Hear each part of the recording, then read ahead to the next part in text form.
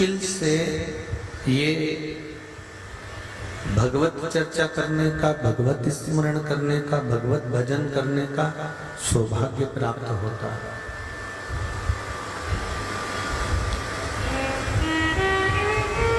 वो भी यदि हमारे कर्म ठीक हैं तो हमको मिलेगा, नहीं तो बड़ा मुश्किल है। हम पहले भी कथा में कहे, आज फिर कहते हैं कि प्रत्येक जन्म में पत्नी मिल जाएगी, प्रत्येक जन्म में पुत्र मिल जाएगा, पुत्री मिल जाएगी, प्रत्येक जन्म में रहने के लिए स्थान मिल जाएगा, प्रत्येक जन्म में भोजन मिल जाएगा। पर 84 लाख योनियों में प्रत्येक जन्म में आपको घर, पत्नी, पति, बच्चे, परिवार, भोजन, पानी, ये सब कुछ मिलेगा। पर प्रत्येक जन्म में शिव महापुराण की कथा नहीं मिलेगी, ये केवल एक मनुष्य जन्म में ही मिलेगी।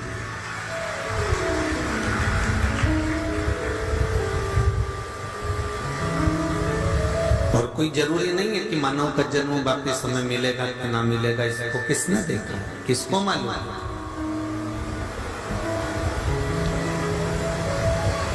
प्रत्येक जन्म में पत्नी मिलेगी, बच्चे मिलेंगे, कुटुंब मिलेगा, कबीला मिलेगा, नाते रिश्ते सब कुछ प्राप्त होंगे। प्रत्येक जन्म में भोजन भी मिल जाएगा। पर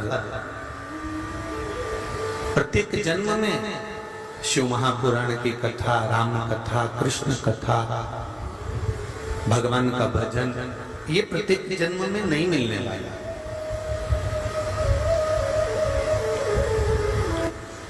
और इतनी मुश्किल से अगर नर्तन मिला है, इतनी मुश्किल से यदि मनुष्य का शरीर मिला है और उसको यूं ही गवा दे, हम ऐसे ही छोड़ दें हम, तो हमारा जीवन व्यर्थ है।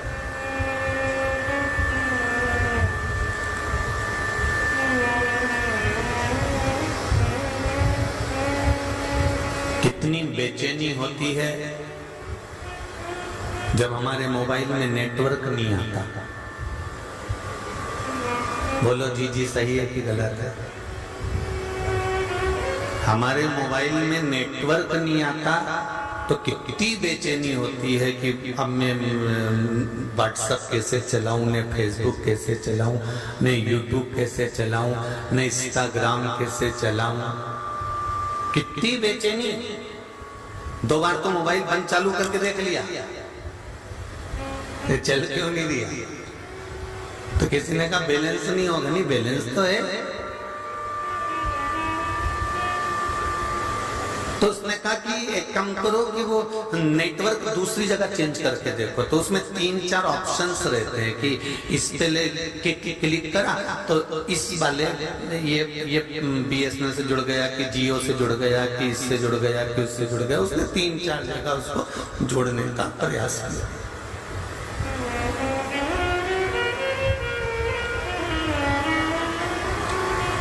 इसके बाद भी अगर बैलेंस, इसके बाद भी अगर नेटवर्क नहीं मिल रहा तो फिर मन में सोचा एक काम करती हूँ, अपनी बिल्डिंग में जो दुकान वाले का वाईफाई लगा है ना, उससे कनेक्ट कर लेती हूँ।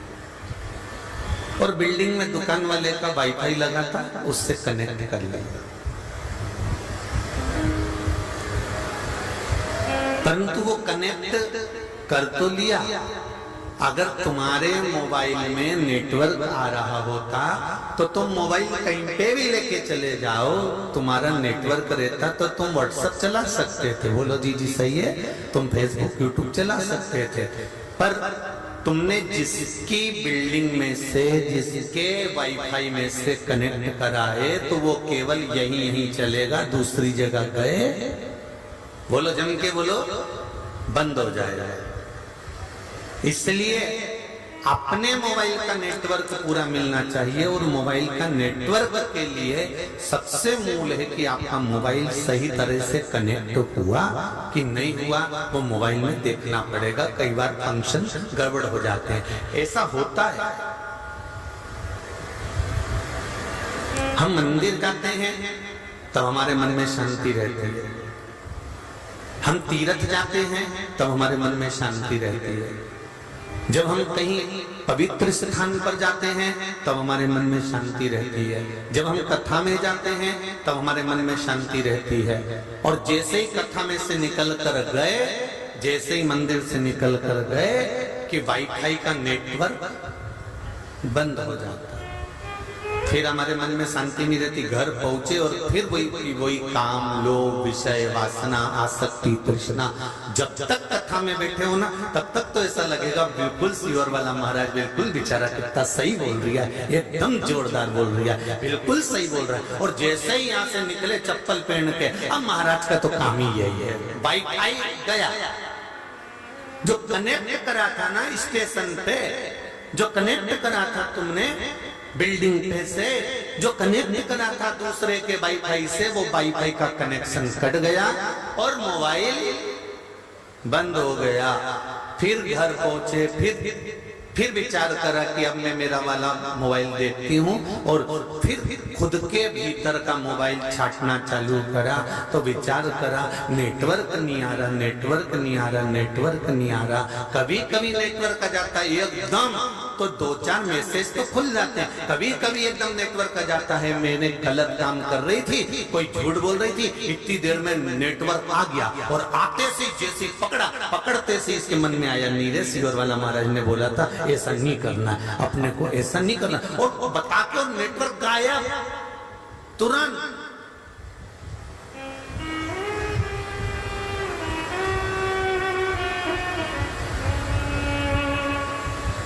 एक निवेदन है, दूसरी जगह के वाईफाई से कब तक अपना मोबाइल कनेक्ट कर रखोगे? बोलो, ईमानदारी की बात है। आप तो चलते फिरते मोबाइल ये शरीर है, इसलिए इसको अपने बल पर कनेक्ट करना बताओ। उस ईश्वर से ऐसा इस शरीर को और इस आत्मा को जोड़ लीजिए कि फिर वाईफाई इस कनेक्शन को जोड़कर रखना। सारी समस्या का हल एक लोटा जल। ये एक लोटा जल नहीं है, ये पूरा नेटवर्क है ऊपर से नीचे तक का। आप मंदिर जाती हो, एक लोटा जल समर्पित करती हो, वो एक लोटा जल समर्पित करना और उस जल का स्मरण करना कितना सुखप्रद हो।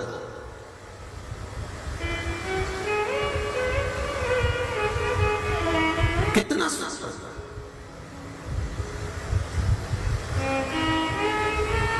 एक पत्र आया है, जरा ध्यान दीजिए।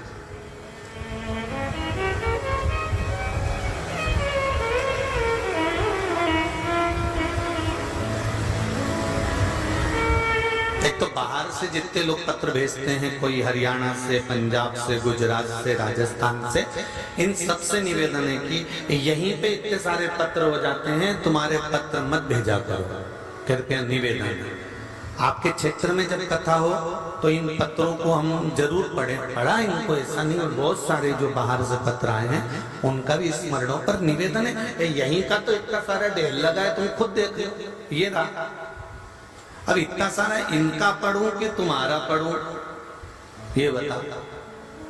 तो निवेदन है कि बाद में अगर आपका पत्र नहीं पढ़ेंगे तो आपको बुरा लगेगा, इसलिए निवेदन है कि यहीं के जहां कथा होती है वहीं के इतने सारे पत्र इकट्ठे हो जाते हैं, तो आप अपने अपने पत्र जो बाहर से उत्तरांचल, हिमाचल, यूपी, गुजरात, हरियाणा, आसाम, जगह जगह से, उड़ीसा, सब दूर से पत्र भेजते हो, तो थोड़ा ध्यान रखिएगा। श्री शिवाय दिल के अंदर गठान कर गई, इसलिए हम बाबा को प्रणाम करने के लिए आए। श्री शिवाय नमस्तुभ्यम। ये शंकर है।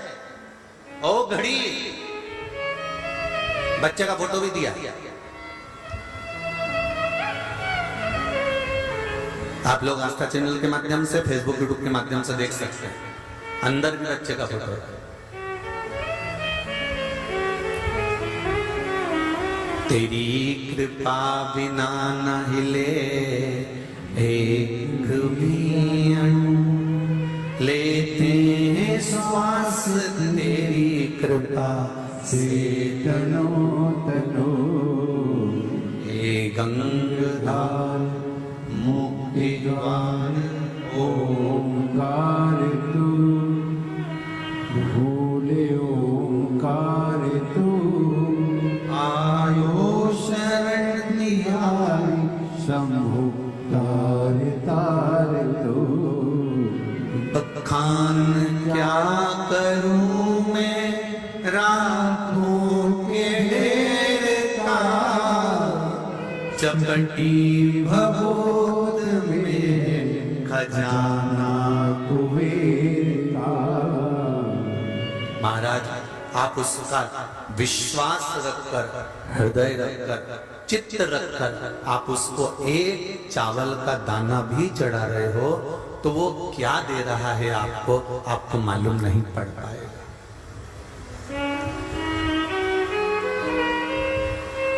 एक बात कहना चाहूंगा, यहाँ जितने लोग कथा सुनने के लिए बैठे हैं और जितने आस्था चैनल पर सुन रहे हैं, जितने फेसबुक यूट्यूब पर सुन रहे हैं, जितने इस हिंगोली की मंडी के प्रत्येक प्रांगण के अंदर बैठकर कथा सुन रहे हैं, ये ऐसे ही कथा सुनने नहीं आ गए।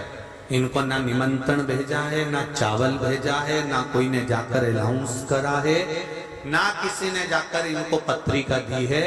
पर ये कथा सुनने क्यों आए हैं? इन्होंने एक ना एक बार भगवान शंकर से कुछ ना कुछ जरूर कहा होगा और बाबा ने जरूर दिया होगा, इसलिए यहाँ पहुंचे। ये निश्चित है, ये निश्चित था।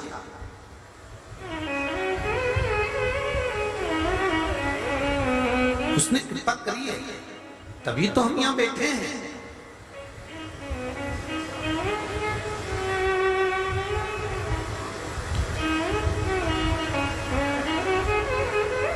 डेढ़ लाख 2 लाख लोग प्रतिदिन मोबाइल पर ऑनलाइन कथा श्रवण कर रहे हैं, जरा देखिएगा आप। और यहाँ 2-2, 3-3 लाख लोग रोज कथा श्रवण कर रहे हैं। टीवी पर आस्था चैनल पर करोड़ों में लोग कथा सुन रहे हैं। अगर इतनों में से 1% भी भगवान अगर किसी के दुख का हरण कर रहा है तो मेरा शंभु बहुत बड़ी कृपा कर रहा है। इससे बड़ा क्या करना हमको?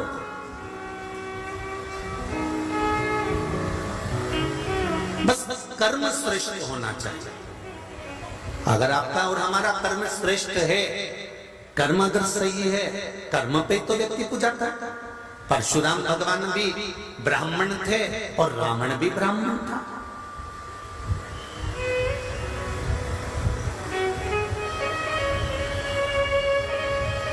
रावण भी शंकर भगवान की आराधना करते थे और परशुराम भगवान भी शंकर की आराधना करते थे। बोलो सही है कि गलत है? रावण भी तप करता था और परशुराम भगवान भी तप करते थे। रावण भी साधना करता था और परशुराम भगवान भी साधना करते थे। परशुराम भगवान भी ब्राह्मण थे और रावण भी ब्राह्मण था, पर दोनों में कर्म पूजा गए। रावण ब्राह्मण था पर एक कर्म ऐसा कर गया कि चौराहे चौराहे पर उसका पुतला जल रहा है, और परशुराम भगवान ऐसा कर्म कर गए कि मंदिर के अंदर पुजा रहे हैं। ये कर्म पूजा। ब्राह्मण दोनों हैं,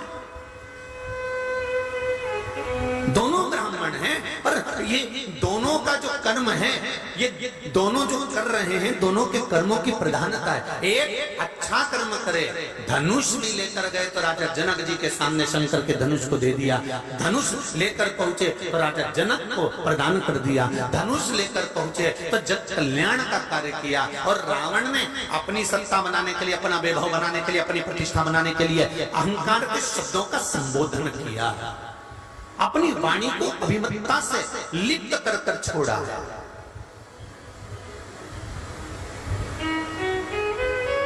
मत बुरे कर्म कर बंदे वरना पछताएगा। भगवान की आंखों से तो बच नहीं पाएगा, तो बच नहीं पाएगा। कोई जरूरी नहीं कि आप बहुत ऊंचे